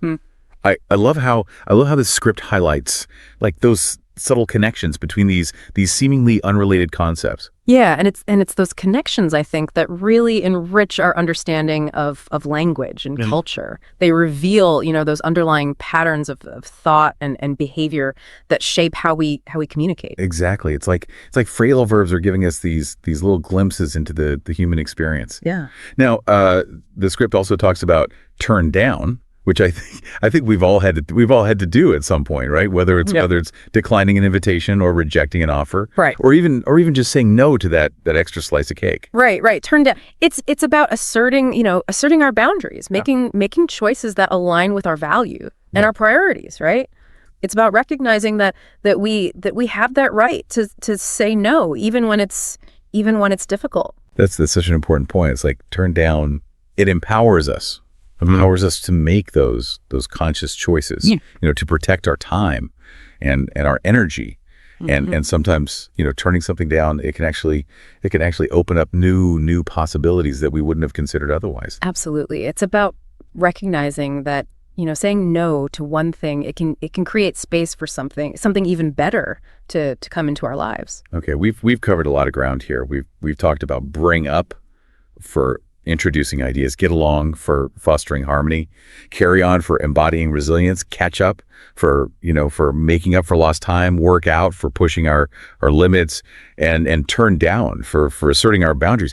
It's amazing how these simple combinations of verbs and prepositions can pack so much meaning and nuance, And it's that nuance, I think, that makes language so powerful and fascinating. Phrasal verbs, they allow us to express ourselves with precision, to convey those subtle shades of meaning that go beyond the literal definitions of words. It's like phrasal verbs are the secret code to unlocking fluency and cultural understanding. They add that extra layer of depth and sophistication to our communication. But we're not done yet. Stay tuned for part 3 of our deep dive, where we'll wrap things up and explore how these insights can help you master the art of using phrasal verbs. It's like, phrasal verbs, they're the secret ingredient to making your English sound more natural and engaging, right? They add that extra flavor. And that complexity, I think, that takes your communication to the next level. Yeah, and just like with any recipe, the key is to use the right ingredients in the right proportions, right? Understanding those subtle nuances of each phrasal verb, it allows you to express yourself with more precision and clarity. So it's not just about memorizing a list of phrasal verbs. It's about understanding how they work in different contexts, right? Yeah. How they reflect those cultural values and how they can help us connect with others, on a deeper level. What's fascinating here, I think, is how these seemingly small word combinations can have such a big impact on our communication. They really do add that depth and richness to the language. Yeah, they allow us to go beyond the literal meanings of words and convey those subtle shades of emotion, right? Intention. Cultural understanding. If we connect this to the bigger picture, mastering phrasal verbs, it's like leveling up your language skills, right? It's about moving beyond that textbook English and sounding more natural and fluent. And it's a journey, right? There are always new phrasal verbs to discover, explore. Adding even more depth and richness to your vocabulary.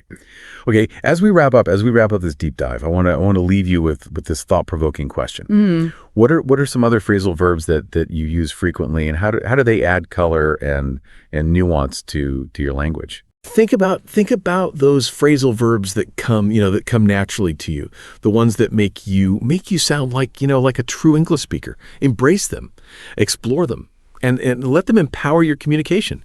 And hey, if you stumble across any particularly interesting ones, we'd love to hear about them. Keep the conversation going. Keep exploring and keep those phrasal verbs flowing until next time. All right, so let's dive into some really practical stuff today. Okay. Essential English words. If you're trying to really nail those everyday conversations, and we're going beyond the basics here, our source material is this lesson plan on 100 essential words. It's nicely organized by theme. Structure is so helpful. Yeah. It's like having a roadmap, instead of just a pile of words. Exactly. Yeah. So our mission is to pick out the most impactful words from each of these categories. Okay. Think of it as a greatest hits playlist for your English conversation skills. Okay, I like that. I'm curious to see which words you think pack the biggest punch. Well, let's start with the greetings and basics section. Okay. You might think these are simple, Right. but there's more to them than meets the eye. Okay. Yeah, take please and thank you, for example. Sure, they're polite, but they go way deeper than that. They're like social lubricants, smoothing out interactions and showing respect, regardless of culture. It's fascinating how such small words can carry so much weight in building relationships. I've noticed that in some cultures, using please frequently can even imply a greater level of formality. Absolutely. It's not just about the words themselves, but how they're used within a specific cultural context. Yeah. It's a reminder that language is always more than just a literal translation. Speaking of navigating social situations, our next category is shopping words. Okay. This one is all about mastering those marketplace interactions. And it's about more than just getting the best price. Oh, right. Think about words like cheap versus inexpensive. Okay. Cheap might save you money, but it can also imply lower quality. Yeah. Inexpensive suggests you're getting good value without sacrificing quality. That's a subtle but important distinction. Right. The words we choose can really shape a buyer's perception, can't they? They absolutely can. Yeah. Language has a powerful influence on how we view products and services. Okay, let's move on from the marketplace to something a little more appetizing. Food and restaurants. I'm always curious about how language plays a role in our culinary experiences. This section is all about communicating your needs clearly. Yeah. Which is crucial when trying new cuisines or dealing with dietary restrictions.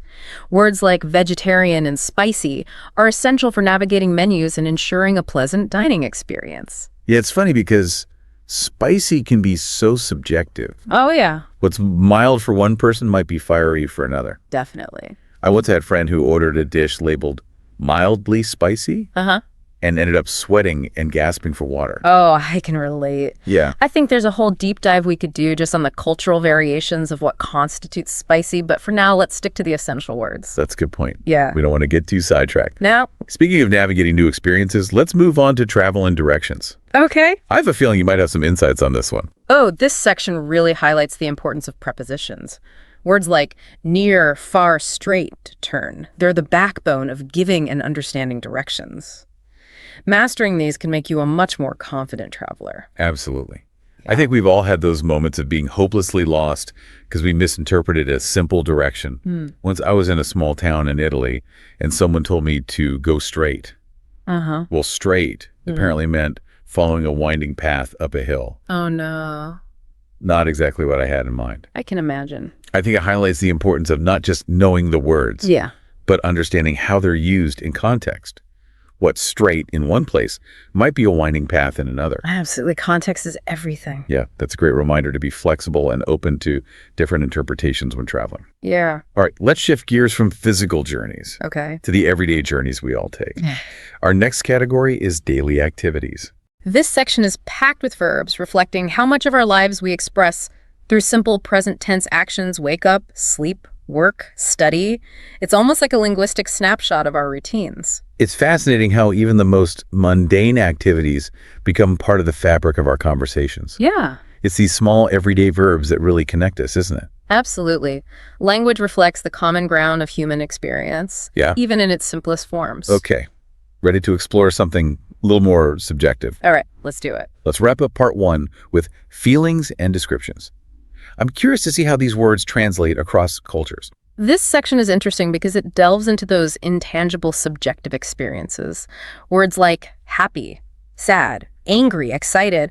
While these emotions are universal, the way we express and perceive them can be incredibly diverse. For example, in some cultures, expressing anger openly is considered inappropriate, while in others, it's seen as a healthy way to communicate.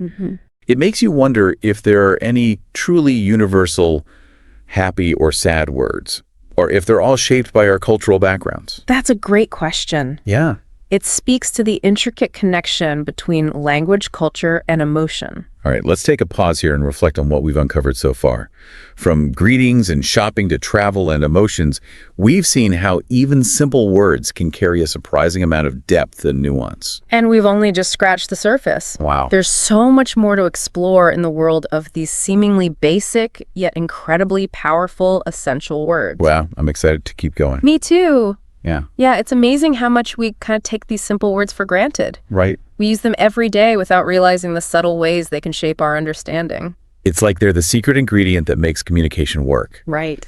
But how can we take this awareness and actually use it to improve our conversations? Yeah. I mean, knowing a word and using it confidently are two different things, right? Absolutely. It's like having a toolbox full of amazing tools but not knowing how to use them. That's where practice comes in. Okay. A simple exercise, pick 3 words from this list that you don't normally use. Okay, I like that. 3 words. Make it a challenge. Make it a challenge. Exactly. Try to weave them into your conversations this week. See how they fit, how people react. It's like a little linguistic experiment. And I bet you start noticing those words more when others use them too. Yeah. It's like when you learn a new word, you suddenly see it everywhere. That's your brain making connections. Yeah. Another tip, don't just memorize the words in isolation.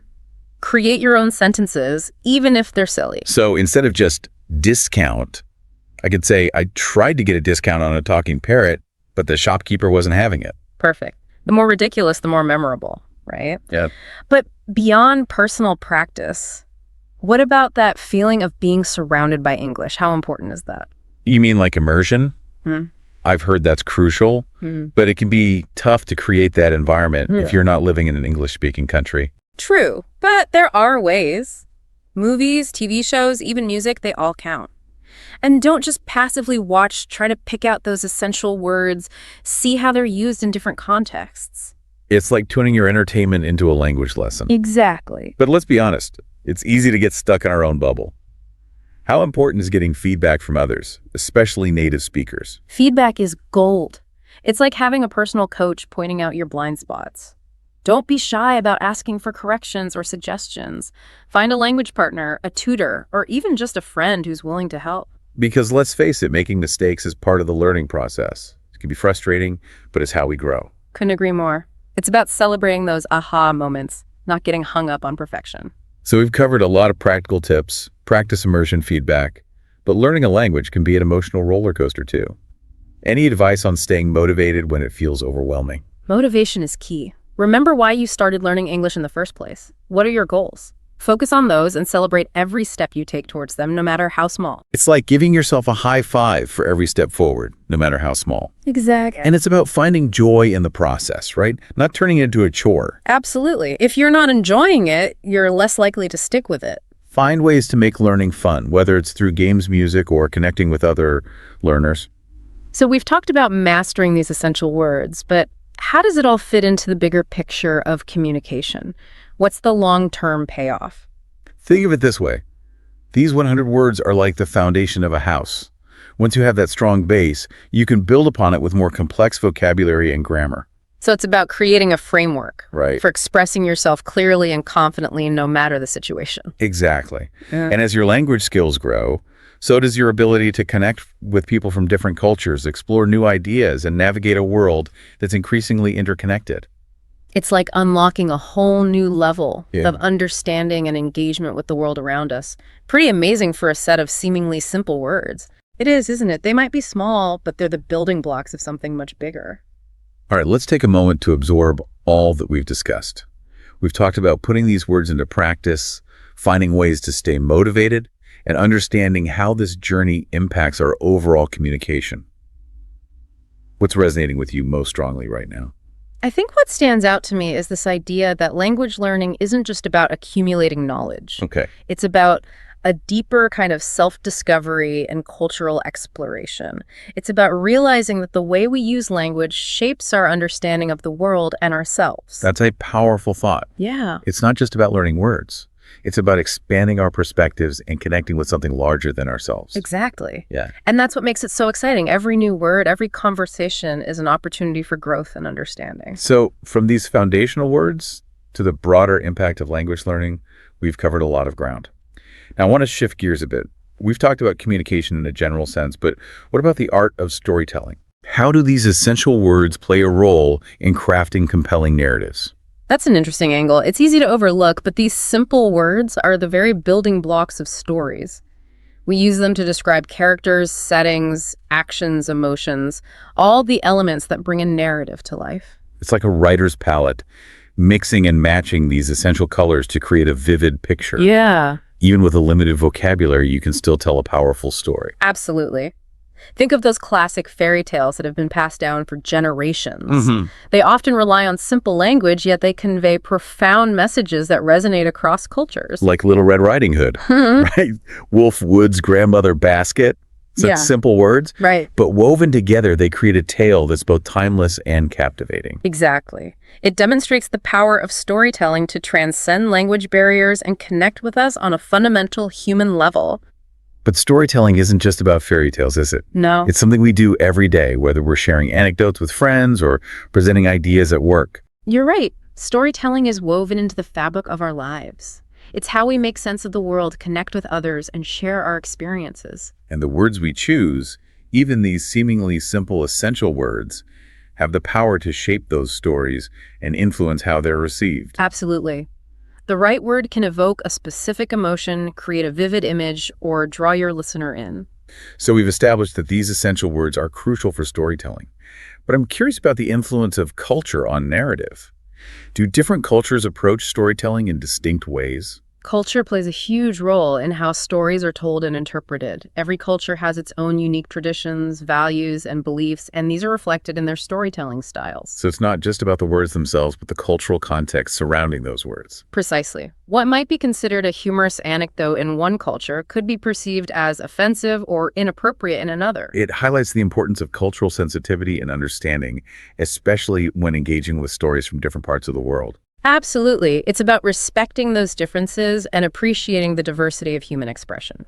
Okay, so we've talked about the essential words of storytelling and the influence of culture, but what about the role of personal experience? Yeah. How do our individual journeys shape the stories we tell? Our personal experiences are the raw materials of our stories. They provide the emotions, the insights, the unique perspectives that make our narrative authentic and relatable. It's like each of us carries a library of stories within us waiting to be shared. Right. And as we learn and grow, those stories evolve and take on new meaning. Exactly. Our stories are constantly being shaped and reshaped by our interactions with the world. So from fairy tales to personal anecdotes, we've seen how these essential words form the foundation of storytelling. But what about the role of imagination? How does our creative faculty enhance and enrich our narratives? Imagination is the spark that ignites our stories. It allows us to transcend the boundaries of reality and create worlds and characters that exist only in our minds. It's like having a superpower. We can use words to conjure up entire universes and invite others to explore them with us. And the more we cultivate our imaginations, the more vibrant and compelling our stories become. Okay, so we've explored the role of essential words in storytelling, examining the influence of culture, personal experience, and imagination. But how does engaging with stories, whether reading them or creating them, impact our understanding of the world and ourselves? Storytelling is a powerful tool for fostering empathy and understanding. When we step into the shoes of characters and experience the world through their eyes, we develop a deeper appreciation for different perspectives. It's like a bridge that connects us to the hearts and minds of others, even those who might seem very different from ourselves. Exactly. Through stories, we can explore complex themes, challenge our assumptions, and expand our capacity for compassion. Now that's a powerful takeaway. As we wrap up this segment of our deep dive, what final thoughts would you like to share about the profound connection between essential words and the art of storytelling? Remember, storytelling is a fundamental human impulse. It's how we connect, share knowledge, and make sense of the world around us. Even with a limited vocabulary, you can weave compelling narratives that resonate with others.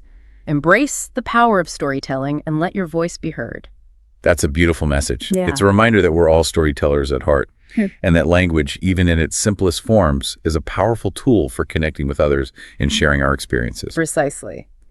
And as we continue our journey of language learning, we're not just expanding our vocabulary, we're expanding our capacity for understanding, empathy, and connection.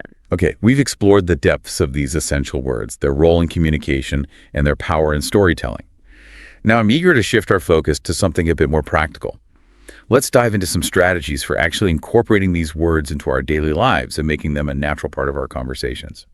Okay, so it feels like we've been on this incredible journey, right? From the nitty-gritty of individual words to the grand scope of storytelling and cultural exchange. Yeah, it's fascinating how it all comes together. Right. We started with what seemed like basic vocabulary, and now we're talking about shaping our understanding of the world. Exactly. It's like those 100 words were just the tip of the iceberg, and we've been diving deeper and deeper into this vast ocean of language.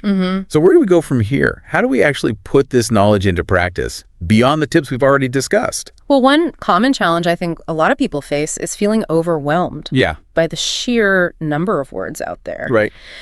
My advice, don't try to learn everything at once. Start small. Maybe focus on a few words from each category each day. Okay. Yeah. It's like building a mosaic, one tiny piece at a time. Yeah. Eventually you step back and there's this beautiful, complex picture. That's a great analogy. And don't underestimate the power of repetition.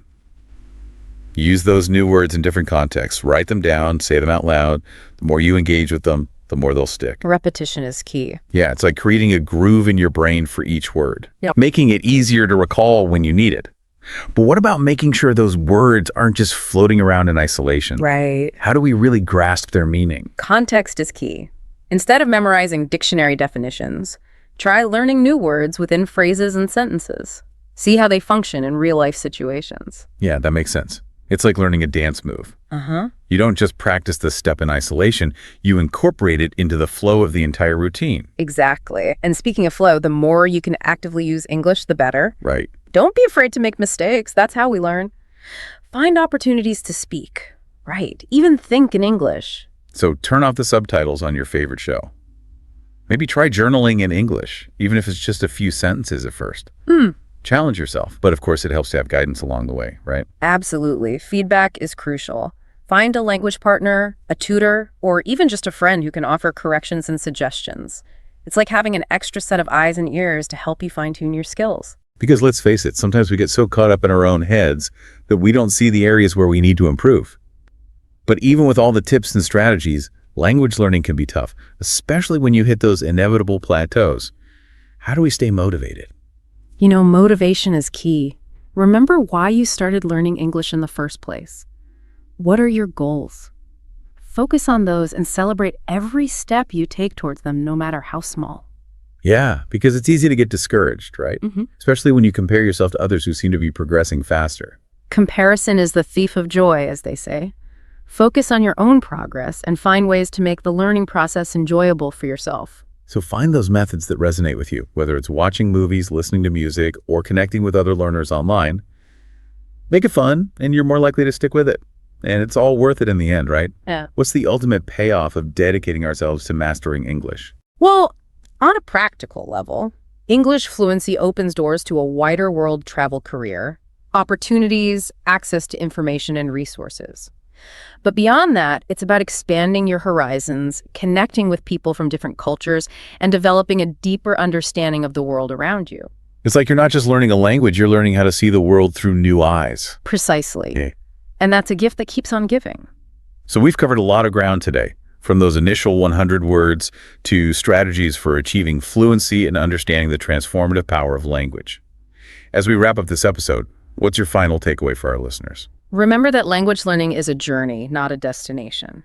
It's about embracing the challenges, celebrating the victories, and never losing sight of the joy of discovery. Beautifully said.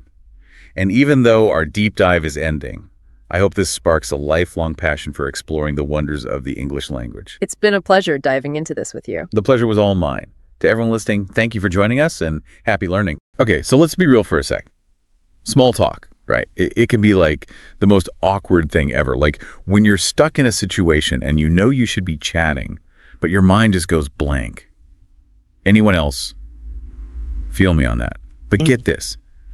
What if I told you that this deep dive could actually turn that dread into pure confidence?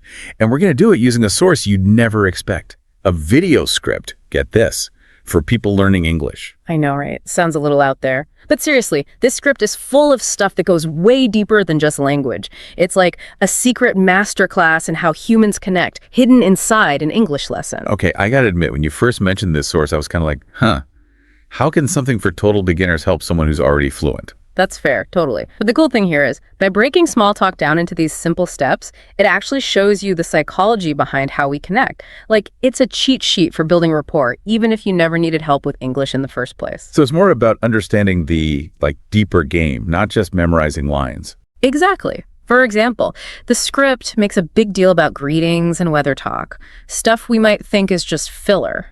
Yeah, I always thought that stuff was kind of pointless. Right. But they actually serve a super important purpose. Like, humans are literally wired to bond over shared experiences.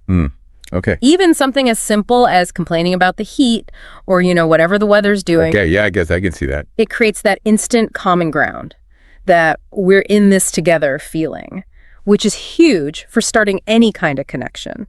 Wow, that's actually so true. I never thought about it that way. And the script goes even further. Instead of those boring old greetings like, "Hi, how are you?" it gives you phrases that fit the specific situation so you get a better response. Oh, I like where this is going. Give me an example. So say you're at a party. Instead of that robotic, "Hi, how are you?" try something like, "What brings you here?" Way more interesting, right? Way more. It's like you're actually interested, not just saying words. Exactly. It shows you're paying attention and they actually get to share something about themselves. It's what they call a strong bid in, like conversation analysis stuff. Each thing we say is a bid to connect. Ooh, I'm digging this bidding concept. So we're all just out here trying to make the strongest bid to connect. Totally. And this script is giving us all the winning moves. Another one they have is, instead of just saying nice weather, you could say something like, "This weather's crazy, right?" It's like inviting the other person in on the joke. I like it. Yeah. So it's making small talk feel, less robotic. But what really stood out to me was the role-playing part. Ah, yes. That's where the magic really happens. The people who made this script, they get it. Knowing the right words isn't enough. You got to actually practice using them. And role-playing is the best way to do that. But what if you don't have someone to practice with? Isn't that kind of, weird to do alone? For sure. But you can totally do it in your head. It's called mental rehearsal. Basically, you just picture yourself in different situations. Hold on. So you're saying by just imagining myself rocking these small talk moments, I'm actually getting better at it in real life? You got it.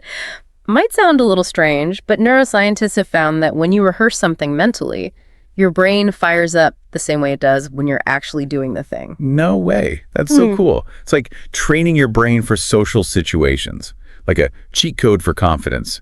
I'm already feeling less terrified about networking events or, just parties in general. It's crazy, right? How powerful our brains are. Like, this script really shows you how to use that power to, level up your social skills. I like that, level up. So we've talked about greetings, weather talk, even practicing in your head. What else does this script have up its sleeve? Okay, so one thing that really impressed me was the questions. They go way beyond those typical boring questions like, "Where are you from?" or "What do you do?" The usual suspects. Yeah, those can be so snooze fest sometimes. Right. Instead, they give you all these questions that are actually interesting, designed to, spark real conversations. Okay, I'm all about those real conversations. Tell me more. Give me the good stuff. So instead of asking, "What do you do?" which can feel kind of like a job interview, they suggest asking, "What do you like to do for fun?" I mean, that's a classic for a reason, right? It gets people talking about what they're actually passionate about. Exactly. It's like you're inviting them to show you their real selves, not just their LinkedIn profile. And if you really want to go deeper, you could try something like, "What's the most interesting thing you've done lately?" Ooh, I like that one. It's like a sneak peek into their adventures. You might even discover you have some cool stuff in common. Totally. Plus, it shows you're actually curious about them, not just trying to fill the silence. And they even have specific questions for different situations. Like, if you're at a dinner party, you could ask, "Have you tried any good restaurants lately?" Perfect. Everyone loves talking about food. Instant conversation starter, right there. It's true. It's something we can all relate to, like enjoying a good meal. Okay, so we've covered greetings, weather talk, asking interesting questions, even mental rehearsal. But what about when you're ready to, make your escape? Does the script help with that too? Yeah, like how do you end a conversation without being rude? Don't worry, they got you covered. They have a bunch of different closing phrases depending on the situation. From a simple, "it was nice talking to you," to something more like, "hey, we should grab coffee sometime." Oh, I love that they include those follow-up suggestions. Yeah. Sometimes you really do click with someone, and it's good to have a way to, keep things going. Exactly. It shows you're confident and interested, which is always a good look. And even if they can't meet up, it still leaves a good impression. They'll remember you as someone who actually wanted to connect. Yeah, it's like planting a seed, right? You never know where those initial conversations might lead. What about those times when you just need a quick, casual exit, though, like you're running late or something? No problem. They have those too. They suggest things like "catch you later" or "have a great day." Those are perfect for keeping it light and friendly without feeling like you have to hang around forever. Okay, so whether you're aiming for a lifelong friendship or just a quick chat, it sounds like this script has given us a whole toolbox for navigating the social world. Yeah.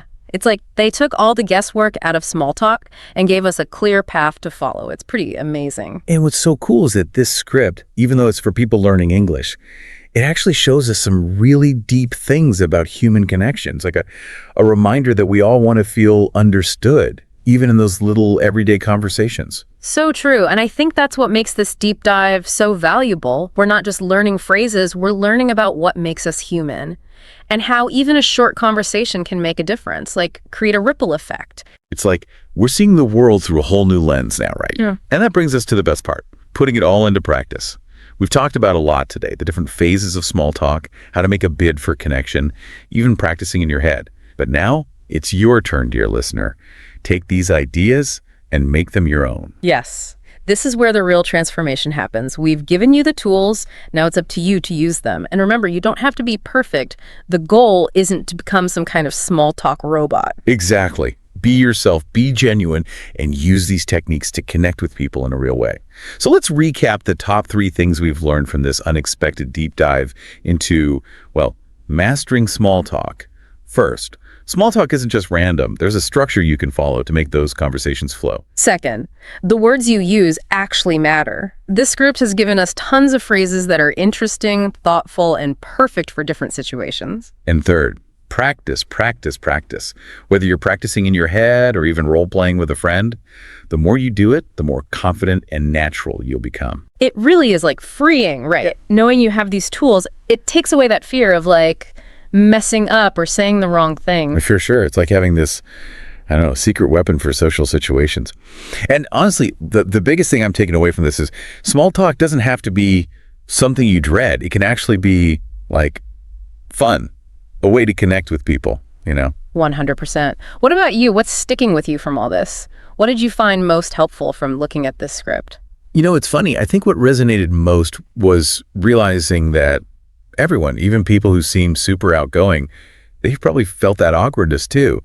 This script shows that small talk is a skill, something you can learn and get better at, just like anything else. Right. It's not like some people are born knowing how to do it and others aren't. Exactly. It takes so much pressure off. You can just approach those conversations with curiosity, like a little game. Just see what happens. I love that. A little game. It really can be like an adventure, Yeah. Discovering something new about someone, even if it's just a tiny thing. And it reminds you that even those small moments, a quick chat, a smile, they can all make a difference. It's like we're all connected in this big web, and every conversation adds to that, Absolutely. So as we wrap up this deep dive into, the surprisingly interesting world of small talk, I want to leave you with this. Think about the next time you are in a situation where there's going to be some small talk. Maybe it's a party or a work event, even just grabbing coffee. What are you most excited to try out from all the stuff we talked about? Such a good question. Yeah. And hey, remember, it doesn't have to be perfect, okay? Just be yourself, be genuine, and see what happens. You might be surprised how fun and even meaningful those small conversations can be. So go out there and conquer the world of small talk. We believe in you. Hey everyone, and welcome to another deep dive. Today we're going to be looking at idioms for expressing feelings. Oh yeah, idioms. Those are fun. Yeah, and I think they can be kind of tricky to learn, especially for people who are, learning English as a second language. Definitely. So we're going to try to break them down and make them a little bit easier to understand.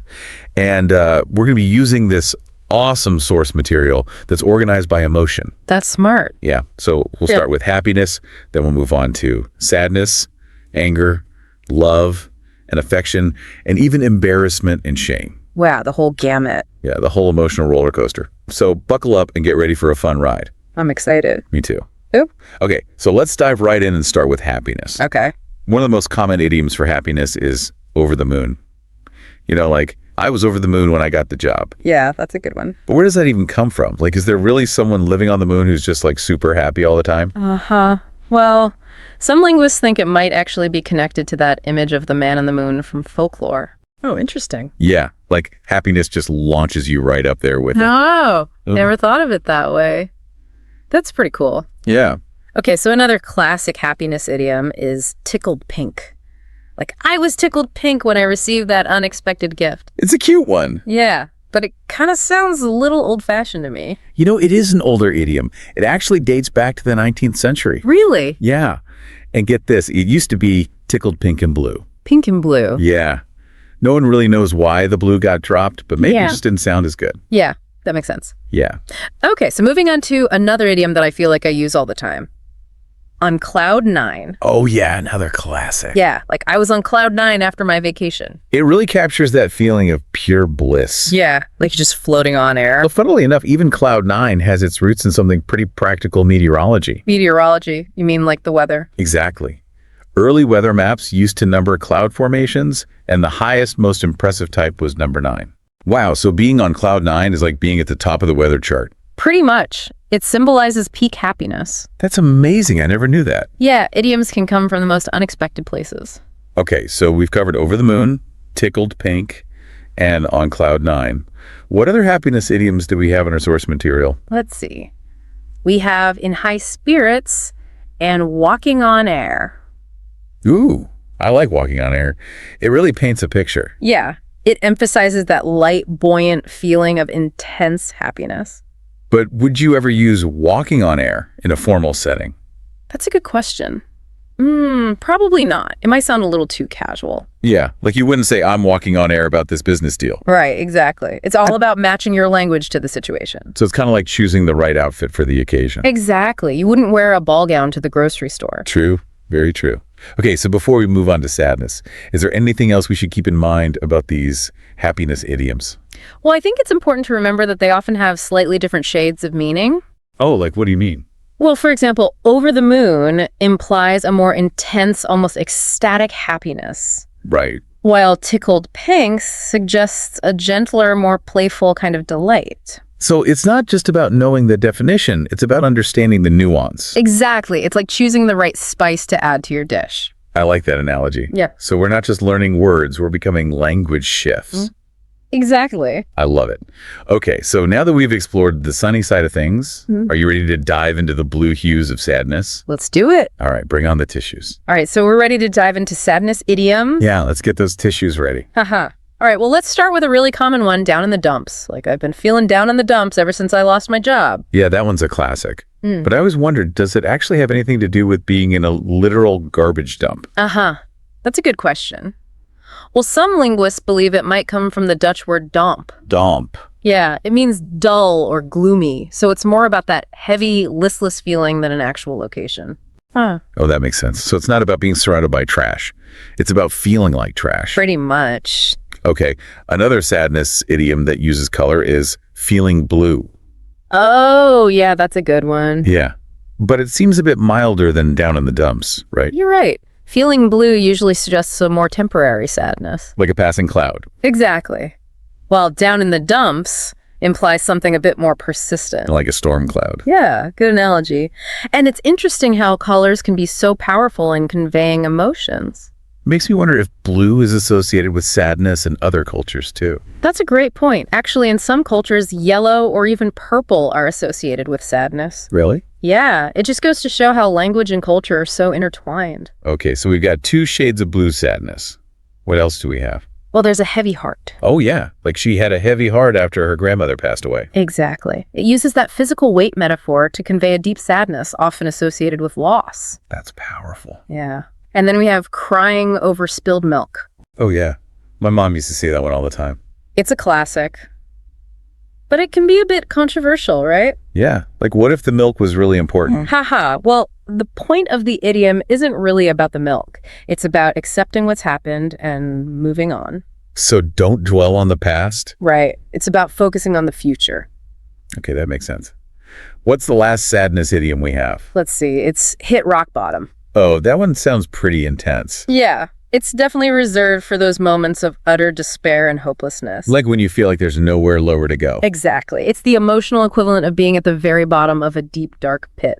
Okay, well, we've certainly explored the full spectrum of sadness with these idioms. Yeah, from those fleeting blue moments to the crushing weight of despair. I'm ready for a little pick-me-up now. Yeah. How about we move on to some more heartwarming idioms? Sounds good to me.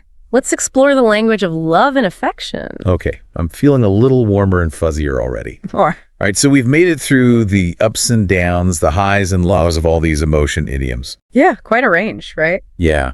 And you know what I think is really cool? How these idioms, they really add a lot of like personality to the language. Definitely. They're like little bursts of color. Exactly. It's not just like saying I'm happy. It's like I'm on cloud nine. Right. It's so much more expressive. Yeah.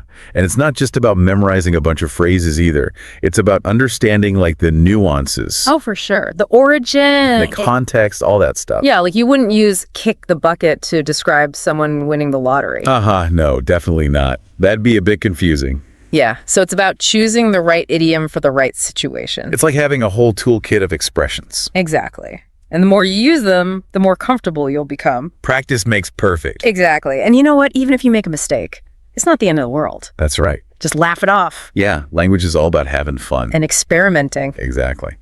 So as we wrap up this deep dive, is there anything else you'd like to add? I guess I just hope that people will walk away from this with a new appreciation for idioms. Yeah. They're really powerful tools for communication. And don't forget, language is always changing. Oh, for sure. So keep your ears open. You might hear some brand new idioms out there. Yeah. Who knows? Maybe you'll even invent one yourself. That's a great thought. Okay, well, that about wraps up our deep dive into idioms for expressing feelings. Yeah. Thanks for joining us. And we'll catch you next time for another linguistic adventure.